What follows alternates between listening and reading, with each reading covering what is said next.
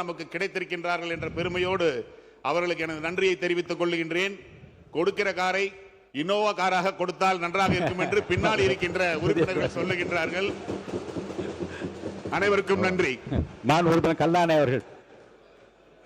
மான் உறுப்பினர் கல்லானை. மாண்புமிகு பேரவைத் தலைவர் அவர்களே, தாயுள்ளம் கொண்ட எங்கள் தலைவர் இன்று பால் விலை உயர்த்தியிருக்காங்க. அந்த உற்பத்தியாளர்களை விட முக்கியமா அதில் தாய்மார்கள் அதிகமாக அந்த பணியை செய்கிறாங்க. அந்த தாயுள்ளம் கொண்ட தலைவருக்கு முக்கியமாக நன்றி கூறுகிறேன். அதே போல மதுரை அரசு ராசாசி மருத்துவமனைக்கு புற்றுநோய் மையத்திற்கு கொடுத்ததற்கு எங்கள் அன்பு தலைவர் தளபதி அவர்களுக்கு நன்றி கூறுகிறேன். இன்று வாகனம் என்பது அண்ணன் சொன்னது போல சொந்த வாகனங்கள் இல்லாத எத்தனை உறுப்பினர்கள் இருக்காங்க. அப்படி கடன் வாங்கி வாகனம் வைத்து இருந்தவர்கள் கூட தமிழக முதல்வர் தங்க தலைவர் தளபதி கொடுத்த வாகனத்தில் செல்வதில் உள்ள கெத்து எதிலையுமே கிடையாது.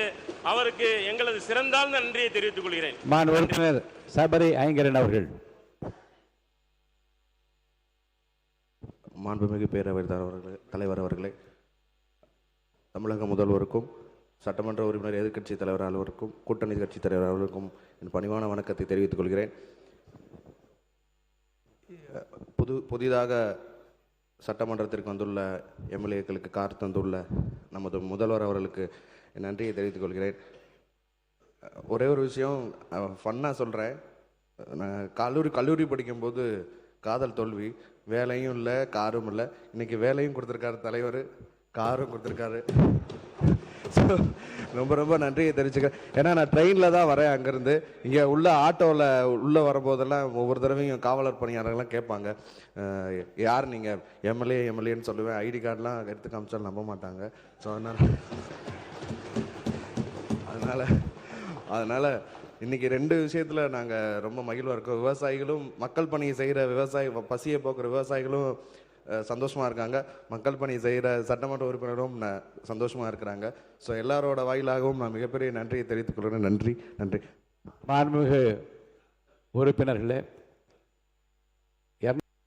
227 பேர் இருக்கோம். எல்லாருக்குமே நன்றி சொல்ல வேண்டும் என்ற ஆசை தான். ஆனால் 3 மானிய கோரிக்கைகள் இருக்கிறது, மற்ற தீர்மானங்கள்லாம் வருகிறது.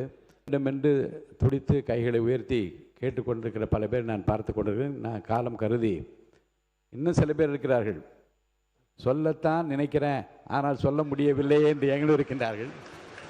ஆக பலருடைய உள்ளத்திற்கும் மகிழ்ச்சி அளிக்கக்கூடிய முத்தான அந்த அறிவிப்புகள் மாண்பு முதலமைச்சர் அவர்களே